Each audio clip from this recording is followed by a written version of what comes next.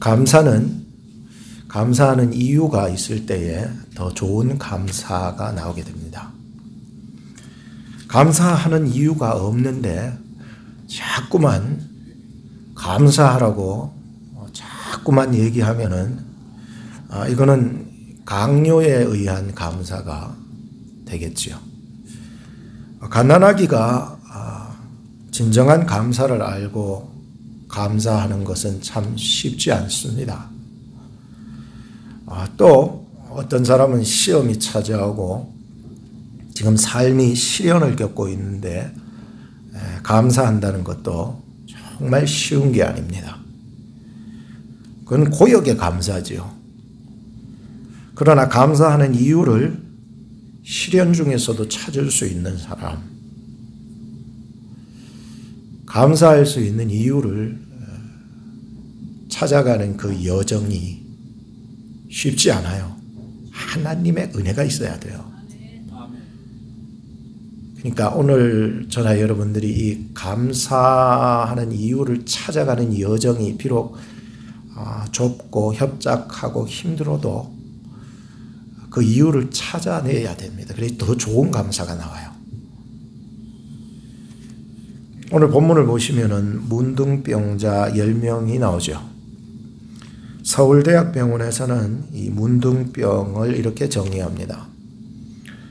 나균에 의한 감염증으로 나균이 피부, 말초신경계, 상부 기도를 침범하여 조직을 변화시키는 만성 전염성 질환이다. 이렇게 정의합니다. 현재는 전 세계에서 1년에 1만 명당 1명이 걸리고 있습니다. 그렇게 많지는 않죠, 예전보다는. 이 질환은 노르웨이의 의사였던 한센이라고 하는 닥터에 의해서 나균이 처음 발견되었기 때문에 그의 이름을 따서 한센병이라고 이렇게 명명합니다. 옛날에는 이 병을 나병이라고 불렀는데 나병의 나자는 문둥이 나자를 쓰기 때문에 우리는 쉽게 풀어서 문둥이 병이다 이렇게 불러왔던 것입니다. 이 한센스 병에 걸리면 9개월에서 20년 동안 잠복 기간을 가지고 있다가 다양한 곳으로 침범을 하는데 혹은 피부로, 코로, 눈과 또 그 외의 어떤 지점으로 퍼져서 드디어는 감각이 없게 하거나 혹은 그 반대 현상으로 통증을 많이 유발하는 경우가 일어난다고 말합니다. 성경에 보면은 이 문둥병에 걸렸다고 진단이 되면 제사장이 진단합니다. 진단이 되면 스스로를 부정하다고 외치면서 이 동네 마을을 떠나서 혼자 살아야 됩니다. 그러니 얼마나 문둥병에 걸리면은 참 사회에서부터 멀어져 살아야 가야 되는지 생각해 볼 수 있어서 참 외롭겠다 생각이 들고요. 제가 몇 년 전에 그 안식년 받아서 전라남도 고흥에 또 제 친구가 있었거든요. 고흥에 갔다가 친구와 함께 소록도에 들렸습니다. 소록도 작은 사슴과 같이 생겼다고 해서 소록도라고 이렇게 부르는데요. 그곳에 갔다가 지금까지 두 가지가 참 생생하게 기억에 납니다. 하나는 뭐냐면 들어가면서 큰 간판 같은 것에 그림이 있었거든요. 거기에 큰 길을 중심으로 해서 아이들이 해변을 등지고 이렇게 서고 또 마주보는 그쪽에는 부모님들이 이렇게 서고 하는 그 그림을 보면서 참 이 문둥병에 걸렸던 그 가족들이라든지 이런 사람들이 부모님을 보고 자녀들을 봐도 안을 수가 없어요. 그러니까 얼마나 고통이 심하겠어요. 그런 그림이 아직까지도 생생한데요. 둘째로는 이제 또 생생한 것은 그 감금되었던 그 실로 들어가 봤어요. 들어갔더니 거기에 글이 하나 붙어 있었는데요. 벽에. 뭐 다 얘기하면 너무 기니까 그 중간 하단부에 보면 이렇게 기록되어 있습니다. 하도 괴로워서 이불 껍질을 뜯어서 목매달아 죽으려 했지만 내 주의 위로하시는 은혜로 참고 살아온 것을 주께 감사하나이다. 참 이런 비참한 삶의 현장 속에서 그건 인권이 뭐 존중을 해주는 곳이 아니잖아요. 거의 뭐 생체 실험실이나 똑같다고 그때 뭐 얘기를 했었는데요. 사람으로 안 봅니다. 문둥병에 걸리면 일단 그 들어가면은 수용소에 들어가면 거의 뭐 죽었다 생각하는 거고요. 근데 그 비참한 삶의 현장 속에서도 주의 위로와 은혜와 감사가 있었다는 거예요.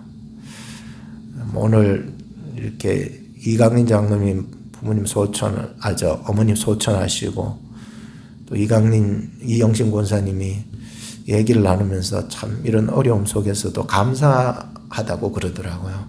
그래서 얼마 전에 어머니 뵙고 와서 또 뭐 여러모로 감사하는 조건들을 찾아가는 건 쉽지 않지만 찾아간다는 그 여정이 하나님의 은혜라고 생각합니다. 오늘 저나 여러분들 삶 가운데에서도 감사를 찾는다는 것은 이 현실에 너무 힘들고 어려운데 감사를 찾는다는 것은 쉽지 않아요. 이민자의 삶이 참 고독하고 두려움과 불안에 많이 눌리잖아요. 그러면서도 이렇게 감사의 조건을 찾아간다는 것은 하나님의 은혜 아니고서는 불가능합니다. 하나님이 여러분들을 끝까지 위로하시고 은혜를 주시기를 축복합니다. 오늘 본문에 등장하는 이 병자들, 문둥병자들, 제가 이 단어를 사용하는 것은 본문에서 얘기하는 것을 중심으로 해서 제가 지금 얘기하는 것입니다. 요즘은 뭐 한센병이라고 이렇게 얘기를 하지만은 이 문둥병자들이 겪어야 하는 그 육체적인 고통, 심리적인 괴로움, 사회적인 시선, 그리고 종교적으로 이들은 부정하다고 정죄해버린 상황에서 그들은 이 현실 앞에서 부정한 사람이라고 선고받은 사람으로 살아가야 되는데요. 그들에게 오직 한 가지의 희망이 있다면 뭘까요? 이 질병에서 자유하는 것일 것입니다. 노임받는 것이죠. 오늘 우리의 인생을 한번 돌아보게 되었습니다. 오늘 우리의 인생에도 문둥병 같은 그러한 것들이 우리를 자꾸 억압하고 힘들게 만드는 거예요. 나를 격리시키게 만들고 나를 고통스럽게 만드는 것들이 있어요. 영적으로 보면 우리도 영적인 문둥병에 노출이 되었다는 거죠. 이 고질적인 악한 습성, 아무리 고치려고 해도 고쳐지지 않는 나의 악한 습성 말이죠. 영적으로 무감각해져 가지고 도저히 하나님과 가까이 갈 수 없게 그것이 하루 이틀 지나니까 만성이 돼 가지고 이제는 하나님을 구하지도 찾지도 않고 그저 지식적으로만 듣는 것에 머물러 있는, 그래서 우리의 신앙이 마치 종교생활로 고여서 썩어가고 있는데도 오늘 이러한 우리의 영적 문둥병에서부터 오늘 말씀을 통해서 벗어나고 노임받고 치료되고 회복되기를 주님의 이름으로 축복하는 것이죠. 첫째는 예수님과 문둥병자 10명과의 만남입니다. 예수님께서 예루살렘으로 가실 때에 이 사마리아와 갈릴리 사이를 지나가시다가 한 촌에 들렸습니다. 그때 문둥병자 10명이 예수님을 만나서 멀리 서서 소리를 높여 예수 선생님이여 우리를 긍휼히 여기소서라고 큰 소리로 외쳤던 것이 기록되어 있습니다. 예수님께서는 의도적으로 가셨을까요? 의도적으로 예수님이 이미 뭐 계획을 잡고 작정하시고 그곳을 지나서 한 촌에 들어가셨을까요? 그렇지 않습니다. 여기는 의도성이 전혀 없습니다. 그냥 길 가시다가라는 표현이 거거든요. 그냥 길 가신 거예요. 가시다가 한 촌에 들어가신 거예요. 근데 문둥병자들에게 입장에 있어서는 찾아오신 예수님이 됩니다. 참 행운 아닙니까? 세상 말로 행운입니다. 행운. 내게도 이런 행운이 있을 수 있는가? 예수님은 그냥 가셨어요. 의도 없이 가셨는데 문둥병자 입장에서는 이거는 정말 갑작스러운 행운이 된 것입니다. 그러나 우리가 이 본문을 보면서 하나님께서 예수 그리스도 안에서 이루실 섭리를 볼 수 있어야 됩니다. 이렇게 갑자기 일어날 일도요. 그때 문둥병자 10명이 예수님을 만났고 멀리 있을 수밖에 없는 처지였지만은 그래도 멀리 서서 예수님께 큰 소리로 긍휼을 요청했습니다. 이들의 외침은 예수님이 누구실까라고 하는 단계는 이미 지났습니다. 그들이 이렇게 예수님을 긍휼을 요청하는 정도의 신앙이라면은요, 예수님이 누구실까의 이런 아주 기초적인 단계는 지났어요. 그럼 뭔가 이미 어떤 소문을 들었고 예수님에 대해서 이미 알고 있고 그분에게 나의 어떤 이 문제를 요청하여 구할 수 있는 믿음까지 들어갔던 거예요. 이제 뭐 와서 예수님 누굴까 이 정도가 아니에요. 자기의 문제에 대한 심각성을 알고 예수님이 누구신지 정도는 알아야만이 이 정도의 큰 소리를 낼 수 있고 자신의 어떤 문제를 가지고서 예수님 나를 긍휼히 여겨달라고 부르짖을 수가 있거든요. 이거는 뭐 아주 기초적인 신앙은 아니잖아요. 자기를 안다는 것도 쉽지 않지만 예수님을 알아야 됩니다. 그래야 이런 큰 소리의 외침을 통하여 예수님의 그 긍휼을 요청할 수 있어요. 만남이라고 하는 것은 의도적인 접근도 있지만은 갑작스러운 상황도 맞이할 수 있는 게 그게 만남이에요. 우리의 삶을 한번 돌아보세요. 어떤 뭐 의도적으로 계획해서 만났습니까? 노경아 집사님, 의도적으로 남편한테 접근했어요? 그건 아니잖아요. 저도 또한 똑같고 말이죠. 의도적으로 접근하진 않잖아요. 처음부터 막 저 여자를 막 내가 막 어떻게 어떤 날 어떻게 해서 어떤 식으로 해서 내가 이렇게 해야 되겠다. 처음부터 그런 마음 가진 사람 없습니다. 살아가다 보니까 인생 살다 보니까 갑작스럽게 그런 의도하지 아니한 일들을 맞이할 때가 굉장히 많이 있습니다. 오히려 그 일이 더 많지 않겠습니까? 우리는 자유로운 영혼이기 때문에 오히려 그런 일들을 태반 만날 수 있다라고 생각할 수 있습니다. 저와 여러분들이 만나기로 이미 작정하고 만난 것도 아닙니다. 저와 아내가 의도적으로 만나려고 만난 것도 아닙니다. 그냥 살다 보니까 하나님께서 인도하시는 곳으로 보내셨고 이 오클라호마 땅에서 순종하니까 여러분들을 만난 것이죠. 그래서 성경은 아마 그렇게 기록한 것 같습니다. 사람이 자기의 길을 계획할지라도 걸음 인도하시는 분은 여호와시라. 그래서 우리 인생 속에 의도되지 않은 일들이 너무 많기 때문에 항상 누구를 의지해야 될까요? 누구의 인도함을 받아야 될까요? 하나님의 인도함을 받아야 됩니다. 저와 아내가 만난 것도 갑작스러운 일이 하나님 안에서 작정된 일이었습니다. 그래서 하나님 안에서 이 갑작스러운 일들을 어떻게 볼 것인가 라고 하는 시각이 열려야 되죠. 그때 저는 전도사였고 아내는 교사였고 주일학교 교사였고 성도였는데 그때 담임 목사님께서 우리 두 사람을 금요일 예배를 마치고 밤 12시가 되었을 때 한강 고수부지에다가 냅던져 놔놓고 도망가 버리셨어요. 그러니까 한강공원에서 우리 두 사람만 그 밤 12시 넘어가지고 남아가지고 이게 무슨 의도일까? 그죠? 두 사람만 있었어요. 던져놨어요. 아무리 그런 환경으로 밀어붙여도 하나님이 원하시지 않으시면은 우리의 만남은 계속 이루어지지 않았을 것입니다. 그래서 저는 저 사람한테 우리가 사귈 수 있을지 말지 7일 동안만 기도하자. 7일 동안에서 기도해서 한번 하나님이 응답을 받자 서로 얘기를 했고 7일 동안 기도를 하게 되었습니다. 하나님께서 7일 동안 아무 응답이 없으셨습니다. 그래서 그 전에 제가 마음으로 아무 응답이 없을 때는 어떡하지 하면 아무 응답이 없을 때에도 하나님이 오케이 사인으로 알자 이렇게 알고 기도를 했기 때문에 아무 응답이 없었기 때문에 하나님이 오케이 사인으로 알고 그렇게 사귀게 된 것입니다. 그때부터 저는 의도적으로 접근하기 시작했습니다. 그전에는 의도가 없었어요. 이제 사귀기로 시작하자고 하나님의 응답이 떨어졌을 때 그때부터 의도가 일어나는 거예요. 그래서 서울대공원에 가가지고 제가 저 여자의 손을 잡아야 되겠다는 의도를 가졌습니다. 그리고서 그 여자의 손을 깍지를 확 껴버렸어요. 풀지 못하도록. 그러니까 자기는 놓고 싶어도 놓을 수 없을 정도예요. 확 잡았습니다. 그리고 가다가 저 앞에 벤치가 하나 있더라고요. 내가 이 여자를 저 벤치에 앉힌 다음에 내가 저 여자의 무릎에 베개를 해버리자. 들어 누워버리자. 이거예요. 그냥 들어 누워버리자. 이래 된 거예요. 그래서 의도성을 가지고 그 일을 진행했습니다.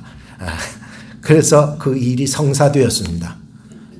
그리고 그 여자의 무릎 벤치에 앉은 다음에 저는 그냥 들어 누워서 그 여자의 무릎 위에 그냥 들어 누워버렸습니다.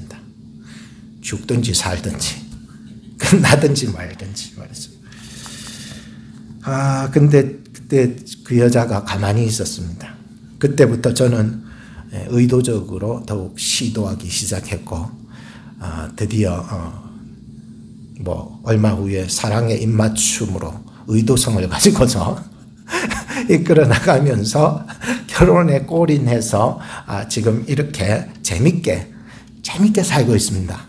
아주 재밌잖아요. 인생은요, 갈등이 없을 수는 없어요. 티격태격 싸워도요, 헤어졌다 만나고 그러기도 하지만은, 재밌잖아요. 이런 게 없으면 무슨 재미있어요. 재밌는 거예요. 오늘 본문으로 다시 와봤을 때 예수님은 의도적인 접근이 없었습니다. 그냥 지나가시다가 잠시 한 촌에 들어가셨던 것이죠. 그러나 거기서 10명의 그 문둥병자들이 소리쳐서 긍휼을 요청합니다. 근데 긍휼을 요청할 줄도 몰랐어요. 갑자기 소리 지르니까 그래 된 거죠. 근데 예수님께서는 들으셨어, 안 들으셨어? 들으셨어. 보셨어, 안 보셨어? 보셨어. 예수님이 들으시고 예수님이 보신 순간 하나님 안에서 이것이 어떻게 해석되는지를 즉각적으로 예수님은 알아차리고 이들을 통한 하나님의 놀라운 구원을 예수님을 통하여서 지금 일이 시작된 것이요. 이해가 되시죠? 자, 그러면 오늘 본문이 이렇게 되는구나라고 하는 것을 아실 것입니다. 오늘 우리가 믿는 예수님은 말씀과 영으로 오늘 우리와도 함께 하십니다. 매일매일 우리의 삶의 주변을 지나가시기도 하시고 내가 사는 마음의 이 한 구석에 시골로 들어오시기도 하시고 예수님은 항상 우리 곁에 계시고 우리와 함께 하시고 계셔요.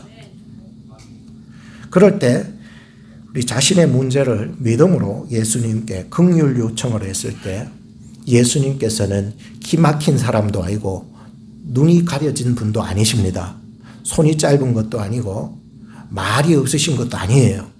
예수님께서는 오늘 우리의 긍휼 요청을 했을 때에 그는 들으시고 하나님의 섭리 안에서 의도적으로 접근하기 시작하실 것입니다. 그리고 그 일을 구원의 일로 만들어 가시는 것입니다. 두 번째로 우리가 생각해 볼 것은 권위와 순종과 믿음입니다. 굉장히 중요한 이 단어 권위와 순종과 또 뭐랄까요? 믿음이라고. 이 단어가 이 본문 속에서 이 전체를 확 휘어잡고 가는 것을 볼 수 있었습니다. 14절에 보시면 보시고 가라사대 가서 제자들에게 제사장들에게 너희 몸을 보이라 하셨더니 저희가 가다가 깨끗함을 받은지라.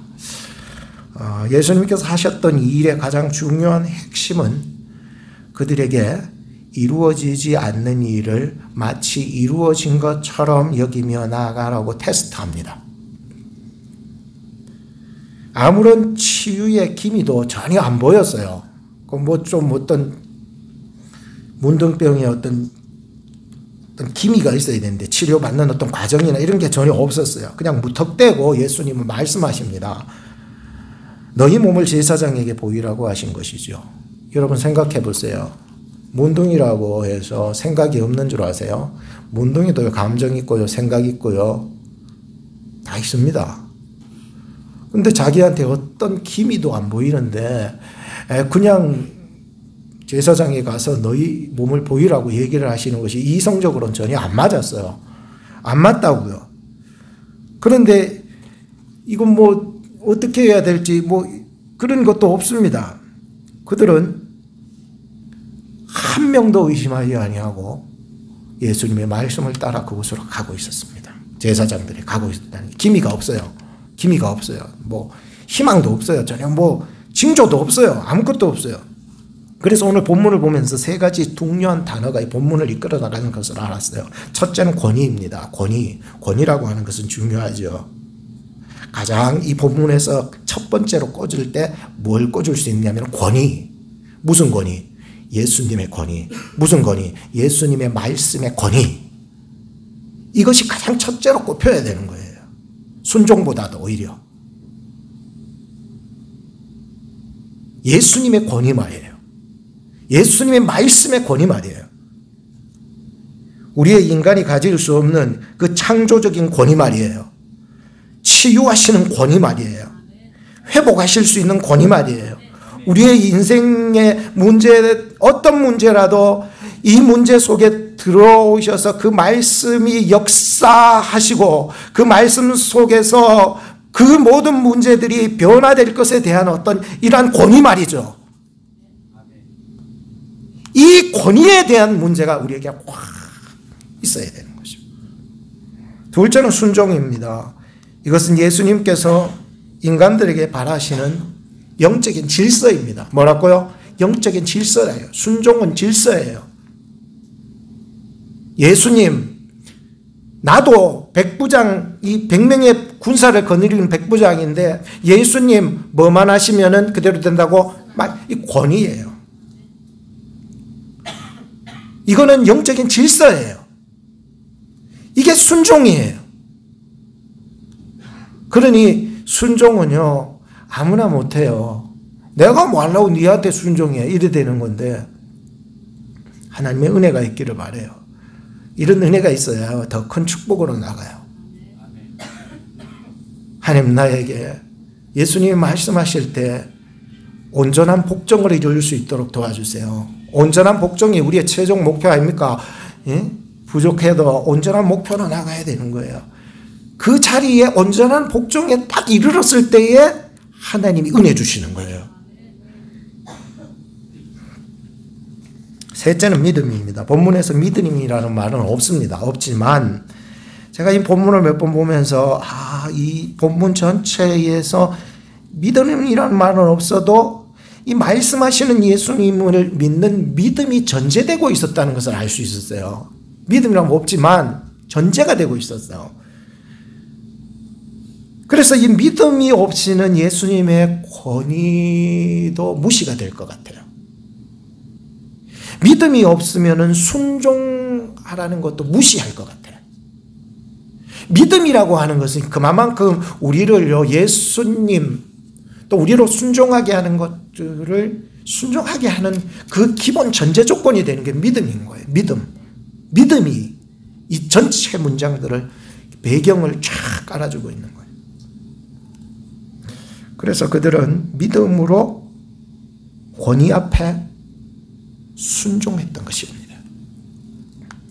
예수님께서는 소경을 구원하시기 위하여 성경에 보면 예수님이 이렇게 하시는 방법들이 많으셨어요. 구원하시는 방법. 소경 있잖아요. 소경을 구원하실 때는 어떻게 하셨습니까? 땅에 침을 뱉으시고 진흙을 여겨서 눈에 발라주시는 방법. 그리고 실로암 못에 가서 씻고 오라는 방법. 굉장한 이 땅에서의 도구예요. 도구. 예수님께서 사용하시는 구원적 도구, 치료하시는 도구, 회복시키는 도구, 생명 주시고자 하시는 도구, 도와주시고자 하시는 도구 말이에요. 또 예수님께서는 회당장의 딸이 죽었을 때에 그 아이의 손을 잡고는 일어서라 명령하십니다. 참 희한한 방법을 쓰고 계시죠. 죽었는데 말이죠. 말하고 죽은 사람이 이렇게 세워요. 근데 예수님 그 방법을 쓰고 있는 거예요. 아예 손을 잡으신 거예요. 이렇게 세우시는 거예요. 일어나라는 거예요. 일어나 버리는 거예요. 또 12년을 혈루증으로 앓던 여인은요, 예수님이 아무것도 안 해줬어요. 아무것도 안 해줬는데 그 여인이 예수님의 옷자락만 만져도 내 병이 나을 것이라는 믿음을 가지고 몰래 뒤로 가가지고 옷자락을 만진 순간 그 여인이 12년 동안 앓고 있던 혈루증이 낫게 되는 거예요. 참 예수님은 희한한 방법을 쓰시네요. 아무것도 안 하시는 방법도 쓰신다는 거예요. 뭘 해야 되는 것만이 꼭 예수님의 도구가 아니라 어떤 사람에게는 아무것도 안 하게 하시는 도구를 쓰시는 거예요. 오늘 본문에서 사용되는 방법, 도구는 무엇일까요? 그들의 긍휼 요청을 바라보시고 가서 제사장들에게 너희 몸을 보이라고 옳토당토한 그런 말씀을 하신 것이었습니다. 여러분들 제가 4가지 예를 이렇게 드렸는데요. 여러분들에게 맞는 도구는 뭘까요? 방법이 뭘까요? 뭐 어떤 사람은 나 아무것도 하지 말아주세요. 그냥 내가 가까이 갈게요. 뭐 어떤 사람 예수님 침 뱉어가지고 제 눈에 좀 발라주세요. 뭐 여러 가지가 있겠죠. 뭐. 근데 성경이 말하고자 하시는 것은 방법의 문제가 아니더라는 거죠. 여러 가지 방법을 주시지만은 오늘 우리에게 각 사람에게 꼭 맞는 하나님의 놀라운 도구가 있을 것 같아요. 꼭 나하고 똑같은 도구로만 저 사람이 구원받아야 되는 것이 아니라 말이죠. 어떤 사람을 통해서 저 사람에게 구원을 베풀 수 있도록 하시는데 또 어떤 사건을 통해서 구원을 베푸시는 도구로 삼기도 하시고 말이죠.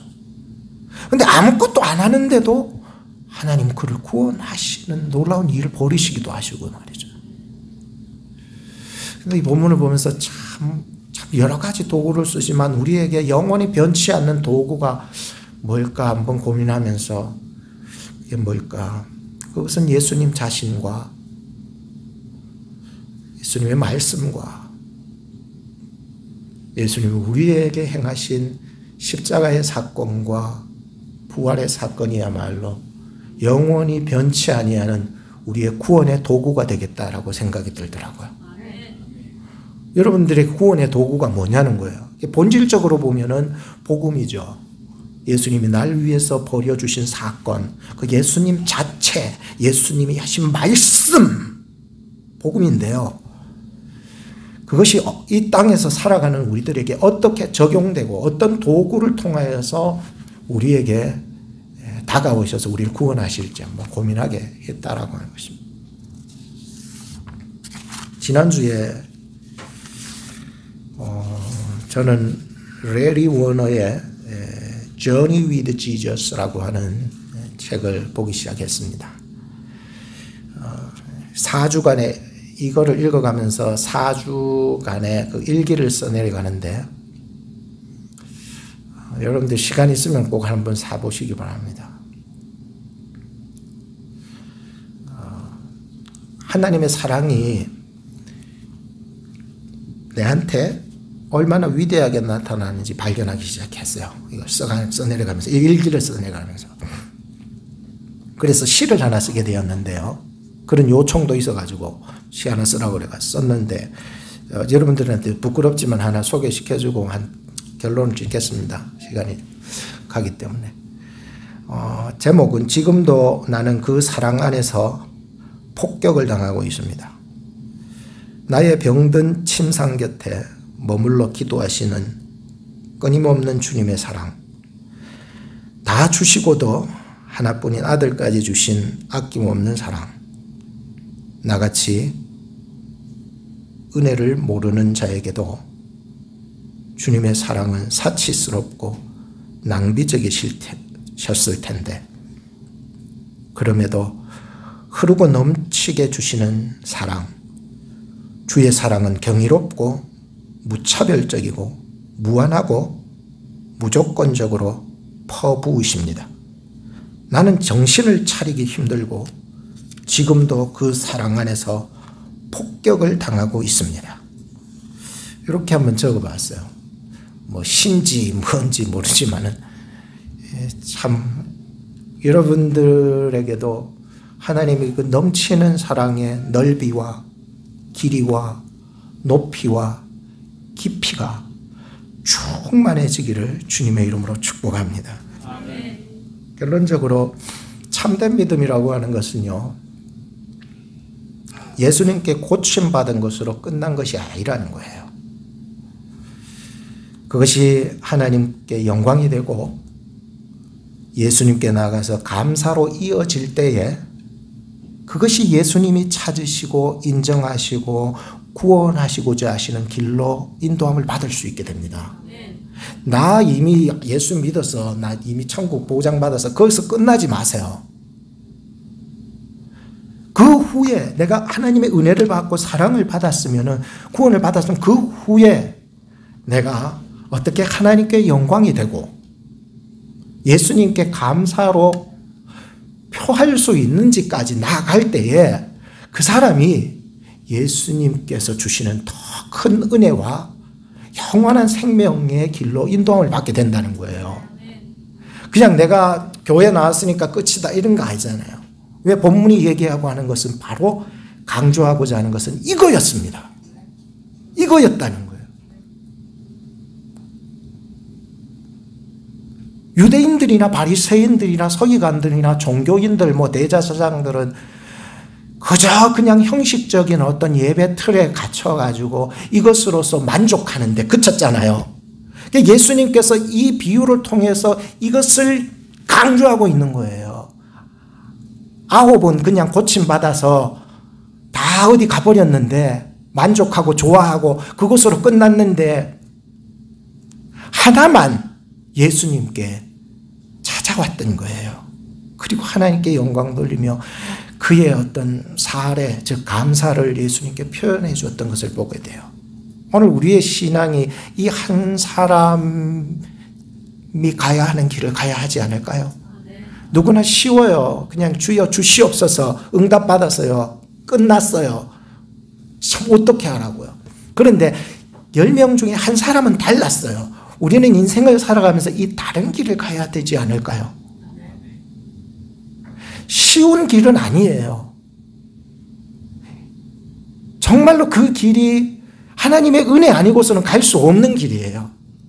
하나님께 영광 돌리고 예수님께 가서 살해하며 엎드려서 감사를 표할 수 있다는 그 자리에까지 가는 것은 쉽지 않은 길이라고요. 오늘 이 한 사람이 그 자리에 이르기까지 하나님의 은혜가 그에게 임했던 것을 볼 수 있어요.